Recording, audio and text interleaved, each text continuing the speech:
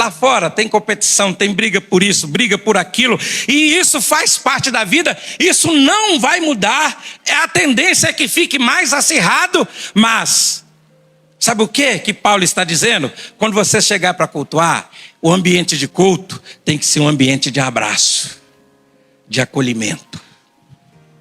Nós estamos num dia de Santa Ceia hoje. E a Santa Ceia é um símbolo de comunhão, de caminhar juntos, de comer juntos, de estar juntos, de adorar juntos, de orar juntos. E em um momento como esse, nós temos que pensar em acolhimento. Temos que pensar em acolhimento. Pastor, mas as pessoas vêm para a igreja cheia de pecados. É verdade. Nós também viemos. Então não há diferença de valor. Independente de como a pessoa chegou. Sabe o que é a igreja? A igreja é um lugar de pecadores. O apóstolo Paulo escreveu aos Tessalonicenses falando a respeito da igreja. Ele diz assim: olha, quando vocês vieram, vocês não conheciam a Deus, vocês não serviam a Cristo, e Cristo vos recebeu. E a partir de agora, vocês vão mudar o comportamento. Aquele que roubava, não rouba mais. Aquele que mentia, não mente mais. Aquele que não trabalhava, agora começa a trabalhar. Por quê? Porque nós chegamos na casa do Senhor e o Espírito Santo começa a trabalhar em nossos corações. Não é meu papel mudar a sua vida. Quem vai mudar a sua vida é o Evangelho do nosso Senhor Jesus Cristo. Ele vai mudar a sua vida. Se você entrou aqui com o seu coração aberto, se você crê de todo o coração, talvez até você não perceba, mas o Espírito Santo está trabalhando, está mudando a sua vida, está mudando o seu coração. E nós vamos acolher uns aos outros, para que nós tenhamos liberdade para adorarmos juntos ao Senhor. Você está disposto a acolher? Jesus acolheu as pessoas. Mateus capítulo 11, Jesus disse assim: vinde a mim, todos vós que estáis cansados e oprimidos, e eu vos aliviarei. A palavra oprimido, no texto original ali, era a mesma usada para se referir a alguém que estava carregando um grande fardo. Então Jesus disse assim: você que está debaixo de um grande peso, você que está debaixo de um grande fardo, venha a mim, porque eu vou aliviar esse fardo. O fardo da natureza humana pecadora. O apóstolo Paulo, quando ele fala sobre essa natureza humana pecadora, no capítulo 7 da sua carta aos Romanos, ele diz assim: o bem que eu quero fazer, eu não faço, e o mal que eu reprovo, eu acabo fazendo. Quem pode me livrar deste fardo tão pesado? Que homem miserável eu sou. Natureza humana. Você está lutando contra pecados nessa noite? Eu já vou logo levantar minha mão. A gente luta contra o pecado todo dia. Se você não luta contra o pecado, muito bem. Ou você está entregue a ele, ou daqui a pouco Jesus vai levar você. Porque não fica ninguém perfeito nesse mundo. Ele leva embora para morar com ele. Mas se não, você vai lutar contra essa natureza carnal pecaminosa. Não tem varinha mágica. Não tem. É luta todo dia, é batalha todo dia. O fardo da nossa natureza pecaminosa, o fardo do mundo, esse sistema que não é apenas ateu e materialista, mas é anti-Deus, rebelado contra Deus, zomba de sua palavra, zomba do seu povo. Este é o mundo que nós vivemos. Vai melhorar, pastor? Vai não. Mas o Espírito Santo vai continuar te fortalecendo. Oh, aleluia! O apóstolo Paulo diz que a vitória que vence o mundo é a nossa fé. Não importa quão pesado seja o fardo desse mundo, o Senhor vai nos aliviar desse fardo. o fardo satânico de opressão que vai contra todo ser humano, induzindo ao pecado. O diabo não peca por nós. Então eu não posso atribuir as minhas fraquezas a Satanás. Mas não dá para negar que ele é um grande oportunista. E sempre que ele vê que eu estou pertinho do pecado, ele dá um empurrãozinho. Vai lá. Vai lá. Mas Jesus continua dizendo: vinde a mim os cansados e sobrecarregados, e eu vos aliviarei. Queridos, nós começamos a falar na última quarta-feira sobre a maneira de servirmos uns aos outros no amor de Cristo. E um ponto que nós colocamos é que nós vivemos num mundo cheio de muitas crises, de muitos problemas. E a gente até, de vez em quando, cheio de boa fé, diz para os irmãos assim: deixa o seu problema lá fora. Mas vamos ser sinceros, a gente consegue deixar os nossos problemas lá fora? Não. Os nossos problemas caminham conosco, né? E nós estamos sempre preocupados com eles. E nesse mundo de tantos problemas, nós não passamos em brancas nuvens. Nós não vivemos numa ilha onde tudo é perfeito. Mas enfrentamos junto com o mundo as suas dores. E precisamos, nesse momento tão difícil, de servirmos a Deus. Mas se nós servimos a Deus, a quem não vemos com os nossos olhos, nós o sentimos conosco, mas os nossos olhos não podem contemplar a grandeza do Senhor face a face. Então nós servimos a Ele, servindo uns aos outros. E para continuar essa nossa meditação, eu quero ler com vocês na carta de Paulo aos Romanos, no capítulo 14, apenas o versículo 1.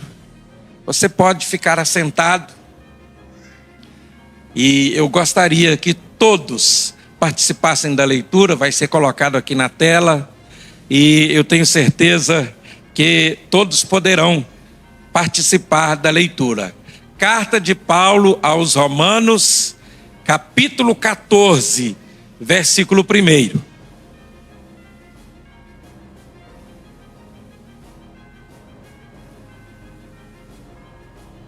Leamos todos juntos, amém? Vamos lá. Deem uma calorosa acolhida a qualquer irmão que deseje unir-se a vocês, mesmo que a sua fé seja fraca. Não o censurem por ele ter ideias diferentes das suas a respeito daquilo que está certo ou errado. Vamos ler mais forte dessa segunda vez? Deem uma calorosa acolhida a qualquer irmão que deseje unir-se a vocês, mesmo que a sua fé seja fraca. Não o censurem por ele ter ideias diferentes das suas a respeito daquilo que está certo ou errado.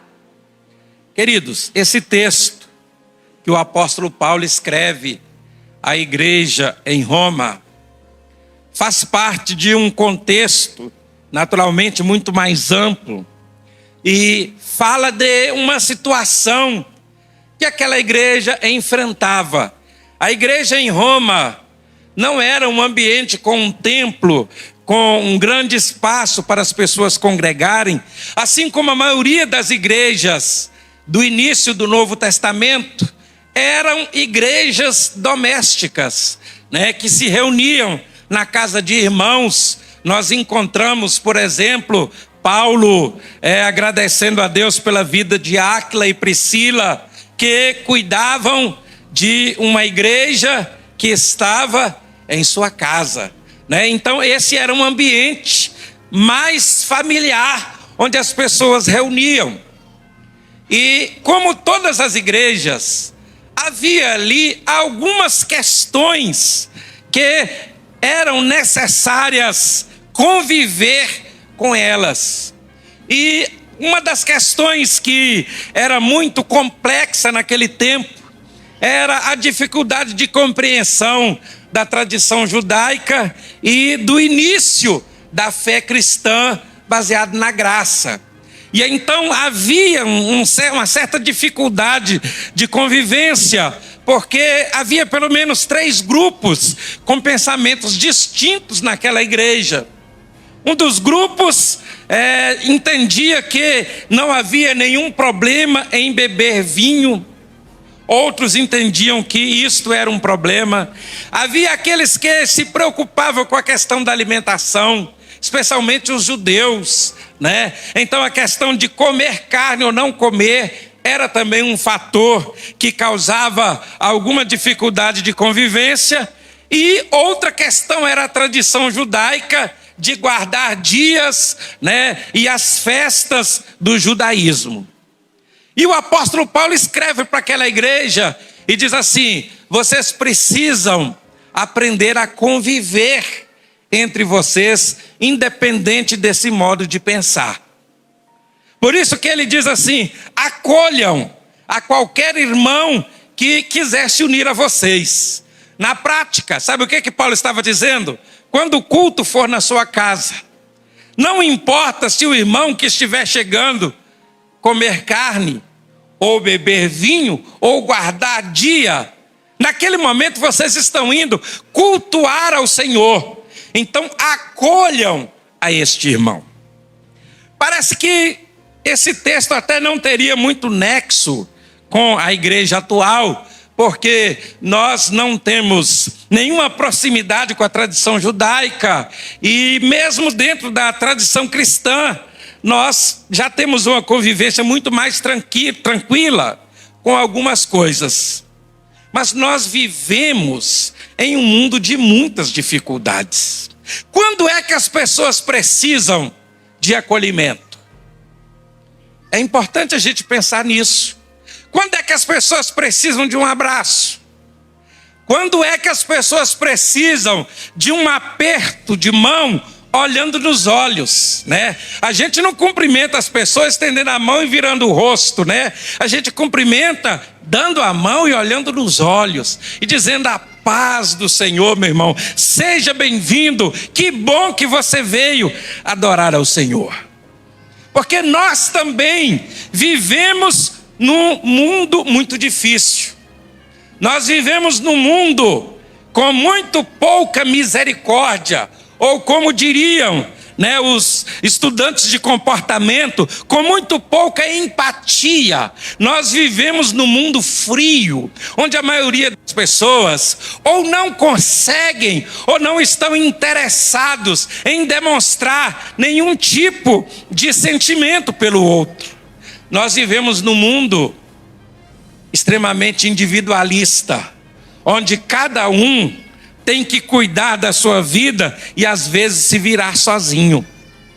Mas para tornar tudo ainda mais difícil, nós vivemos num mundo extremamente competitivo, onde até sem saber as pessoas estão competindo uma com as outras.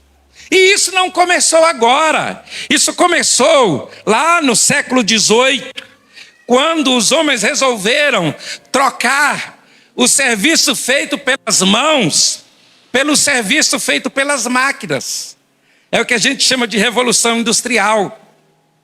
E aquilo inicialmente pareceu uma coisa muito boa, porque as coisas eram feitas de uma maneira muito mais rápida, mas ainda era muito necessária, né, a mão de obra dos fortes, para rodar as manivelas, para cuidar das engrenagens. Então, naquele momento, o impacto não foi tão grande. Mas já chegando mais perto de nós, lá pelo ano de 1950, por aí, isso tomou um outro ritmo, porque tudo aquilo que era feito manualmente começou a ser substituído pelas fontes de energias que não precisavam das mãos humanas. Eu morei no Vale do Jequitinhonha, e quando eu cheguei ali, as pessoas viajavam todos os anos para colher cana nos canaviais, mas começou a diminuir. E o que aconteceu? O serviço que até então era feito pelas mãos humanas passou a ser feito por máquinas. Mas não parou lá nos anos 50.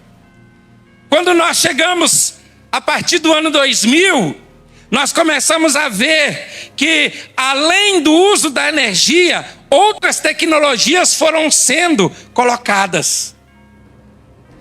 Você vai entender onde eu quero chegar com isso. E o interessante que em 1900, aqui eu tive que anotar porque a memória não permite, né? Em 1965, eles fabricaram no Brasil uma máquina de colher soja. Ela colhia 500 sacas de soja por dia. Então, isso teve um impacto muito grande na produção agrícola do país. Mas no ano de 2022, foi lançada uma máquina que o serviço que esta máquina fazia, essa máquina que colhia 500 sacas por dia, a nova colhe 500 sacas em 30 minutos. E isto fez com que houvesse uma corrida pelo trabalho, pelo conhecimento. Então, mesmo sem a gente saber, a gente está competindo pela sobrevivência no dia a dia. Nós tivemos um concurso público para a Polícia Militar do Estado de São Paulo. Assustem. Vocês vão ficar assustados. Havia mais de 130 pessoas concorrendo por uma vaga. O que isso fez com o mundo, irmãos? Isso fez com que, ao invés de acolher as pessoas, eu estou falando do mundo em geral, ao invés de eu olhar para o meu irmão e abraçá-lo, ao invés de eu olhar para o meu irmão e aproximar de mim, eu começo a olhar para ele como o meu concorrente, no emprego, na empresa que eu tenho. E isso foi fazendo o quê? Isso foi destruindo aos poucos os relacionamentos. E o mundo virou algo muito parecido com a máquina de moer carne. As pessoas foram sendo distanciadas. E esses problemas não ficaram lá fora. Esses problemas vieram para nós aqui. Então, quando alguém chega aqui e entra naquela porta, aqui precisa ser um lugar de acolhimento. Entenderam onde eu quis chegar com toda essa volta? Lá fora tem competição, tem briga por isso, briga por aquilo, e isso faz parte da vida, isso não vai mudar, a tendência é que fique mais acirrado, mas sabe o que Paulo está dizendo? Quando você chegar para cultuar, o ambiente de culto tem que ser um ambiente de abraço, de acolhimento. Nós estamos num dia de Santa Ceia hoje. E a Santa Ceia é um símbolo de comunhão, de caminhar juntos, de comer juntos, de estar juntos, de adorar juntos, de orar juntos. E em um momento como esse, nós temos que pensar em acolhimento. Temos que pensar em acolhimento. Pastor, mas as pessoas vêm para a igreja cheia de pecados. É verdade, nós também viemos. Então não há diferença de valor, independente de como a pessoa chegou. Sabe o que é a igreja? A igreja é um lugar de pecadores. O apóstolo Paulo escreveu aos Tessalonicenses falando a respeito da igreja. Ele diz assim: olha, quando vocês vieram, vocês não conheciam a Deus, vocês não serviam a Cristo, e Cristo vos recebeu. E a partir de agora, vocês vão mudar o comportamento. Aquele que roubava, não rouba mais. Aquele que mentia, não mente mais. Aquele que não trabalhava, agora começa a trabalhar. Por quê? Porque nós chegamos na casa do Senhor e o Espírito Santo começa a trabalhar em nossos corações. Não é meu papel mudar a sua vida. Quem vai mudar a sua vida é o Evangelho do nosso Senhor Jesus Cristo. Ele vai mudar a sua vida. Se você entrou aqui com o seu coração aberto, se você crê de todo o coração, talvez até você não perceba, mas o Espírito Santo está trabalhando, está mudando a sua vida, está mudando o seu coração. E nós vamos acolher uns aos outros, para que nós tenhamos liberdade para adorarmos juntos ao Senhor. Você está disposto a acolher? Jesus acolheu as pessoas. Mateus capítulo 11, Jesus disse assim: vinde a mim, todos vós que estáis cansados e oprimidos, e eu vos aliviarei. A palavra oprimido, no texto original ali, era a mesma usada para se referir a alguém que estava carregando um grande fardo. Então Jesus disse assim: você que está debaixo de um grande peso, você que está debaixo de um grande fardo, venha a mim, porque eu vou aliviar esse fardo. O fardo da natureza humana pecadora. O apóstolo Paulo, quando ele fala sobre essa natureza humana pecadora, no capítulo 7 da sua carta aos Romanos, ele diz assim: o bem que eu quero fazer, eu não faço, e o mal que eu reprovo, eu acabo fazendo. Quem pode me livrar deste fardo tão pesado? Que homem miserável eu sou.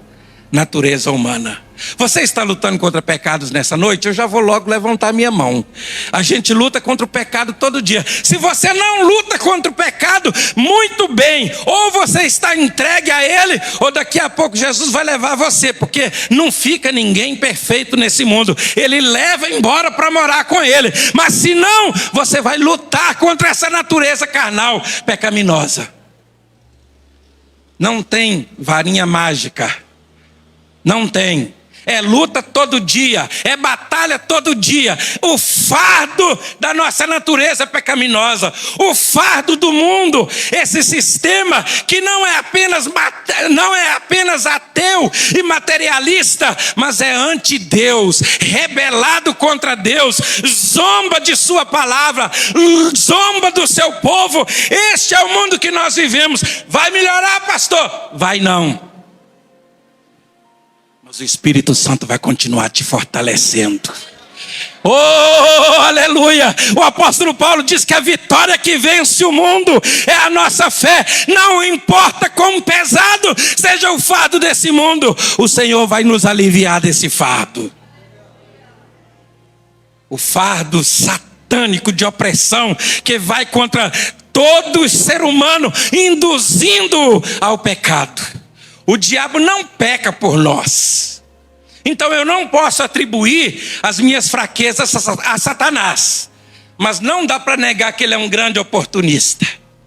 E sempre que ele vê que eu estou pertinho do pecado, ele dá um empurrãozinho. Vai lá. Vai lá. Mas Jesus continua dizendo: vinde a mim. Vinde a mim os cansados e sobrecarregados, e eu vos aliviarei. Sabe o que o apóstolo Paulo nos ensina nesse capítulo 14? Que nós devemos nos preocupar com os irmãos de fé mais frágil. Você vai encontrar na igreja gente espiritualmente muito forte, gente espiritualmente experiente, gente que tem uma profunda experiência com Deus. Você vai encontrar pessoas que estão vivendo um momento difícil, mas têm uma experiência com Deus. Mas você vai encontrar gente fraca também. Você vai encontrar gente fraca também, meu irmão. Então, o que eu devo fazer em relação às pessoas que são fracas? A primeira coisa, eu devo me preocupar com eles. Eu devo orar por eles. Eu devo interceder por eles. Mas o apóstolo Paulo diz também, devemos suportar. O apóstolo Paulo diz que nós temos que suportar a fraqueza do fraco. Isso não significa, queridos, dar apoio a qualquer comportamento pecaminoso. É preciso entender o sentido da palavra suportar. Porque nós entendemos a palavra suportar no seu sentido mais imediato, que é aguentar alguma coisa que vem contra nós. Mas existe um outro sentido dessa palavra, que significa dar suporte. O que é dar suporte? Quando você vê alguém caindo, você estende a mão para ele não terminar de cair. Não é estender a mão para empurrar, não, porque para isso tem muita gente. Mas quando você vê alguém cambaleando, dê suporte. Estenda a mão e diga, irmão, nós vamos vencer juntos essa batalha. Pastor, mas eu estou fraco, eu não aguento. Ô, irmã Maria, eu acho que eu vou deixar de ser crente, que eu pensava que esse negócio de ser crente ia ser mais fácil, isso é mais difícil. E você vai dizer para ele, não, mas não anima não, não desiste não, não para não, nós estamos aqui para caminhar juntos. Nós vamos nos ajudar, nós vamos preocupar com os fracos, nós vamos dar suporte. Amém? E finalmente, nós vamos fortalecer o fraco. As mães que estão aqui, né? Tem as mães mais novinhas, né? A mãe do Samuel, a mãe da Kiara, a mãe da Esther. Se esses meninos começarem a ficar fracos, a mãe da Annalise, né?